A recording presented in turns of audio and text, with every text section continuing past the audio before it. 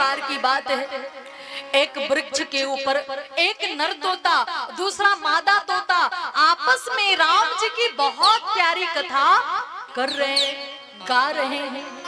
अपनी सखी के साथ श्री सीता जी वाटिका भ्रमण के लिए जाती हैं और दोनों तोता की कथा कानों में पड़ी। बहुत मीठी सी आवाज में दोनों नर तोता मादा तोता कथा भगवान राम की कथा कह रहे हैं। श्री सीता जी दोनों तोता को पकड़वा लेती हैं और सोने के पिंजरे में बंद कर देती हैं और महल में आकर तोता से कहती है, आप दोनों बहुत प्यारी कथा कहते हो, मुझे कथा सुननी है, सुनाओ ना। दोनों तोता कहता है, ये कौन सी बात हुई कि कथावाचक के हाथ पैर बांध दो फिर कहो कथा सुनाओ। अरे कथा सुननी है तो पहले पिंजरे से आजाद करो, मुक्त करो, फिर कथा सुनाऊंगा।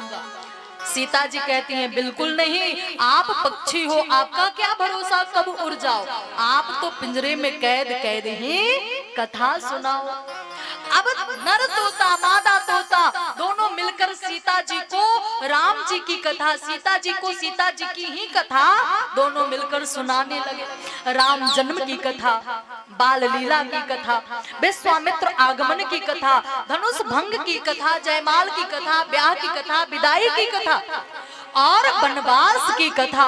वन में रावण श्री सीता जी को हरण करके ले जा रहा है, ये कथा सुनाते सुनाते नर तोता अपने पंख को इतना फरफराता है, मुझे छोड़ दो छोड़ दो छोड़ दो। श्री सीता जी कहती है, क्यों छोड़ दो, क्या बात है। नर तोता कहता है, खगपति करेंगे दमन जब साहस सबल आराधिका, हम भी लड़ेंगे दुष्ट से तब पक्ष लेकर जाति का, हम भी लड़ेंगे दुष्ट से तब पक्ष लेकर जाति का, हमें छोड़ दो छोड़ दो छोड़ दो। क्यों? बोले रावण श्री सीता जी को हरण करके ले जा रहा है और गिद्धराज जटायु रावण से अकेले युद्ध कर रहे हैं, हम अपनी जाति का पक्ष लेकर रावण से युद्ध करेंगे। श्री सीता जी कहती हैं, तुम रावण का बिगाड़ क्या लोगे, छोटे से पक्षी हो, क्या बिगाड़ लोगे। पक्षी कहता है, कुछ भी नहीं, कुछ नहीं बिगाड़ पाएंगे, लेकिन खगपति करेंगे दमन जब साहस सबल आराधिका, हम भी लड़ेंगे दुष्ट से तब पक्ष लेकर जाति का, होगी वहीं पर जान लो बाजी हमारे प्राण की, होगी वहीं पर जान लो बाजी हमारे प्राण की, और तीनों वहीं मिट जाएंगे, जाने न देंगे जान की, तीनों वहीं मिट जाएंगे, जाने न देंगे जान की। तीनों कौन कौन?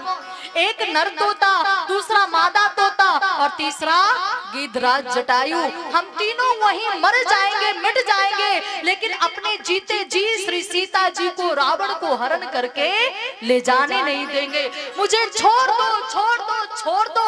और नर तोता अपने पंख को इतना फरफराया इतना फरफराया इतना फरफराया कि पिंजरे में टकरा टकरा कर नर तोता का पंख कट जाता है, लहूलुहान हो गया और अपने शरीर का परित्याग कर देता है। महाराज उस समय जो ना मादा तोता थी ना, वो गर्भिणी थी, गर्भा अवस्था में थी।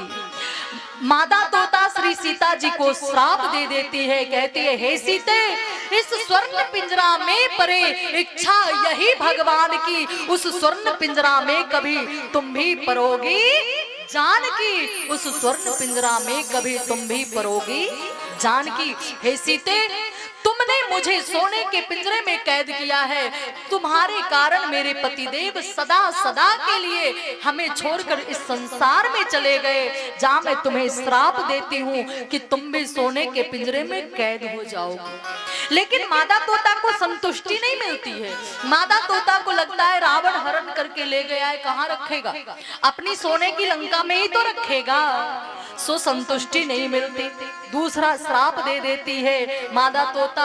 ये श्लोक जो है ना वाल्मीकि रामायण का है, यथा त्वापातिना सार्धं वियोजसि मामिता, यथा त्वमपि रामेण विमुक्ता भवगर्भिणी,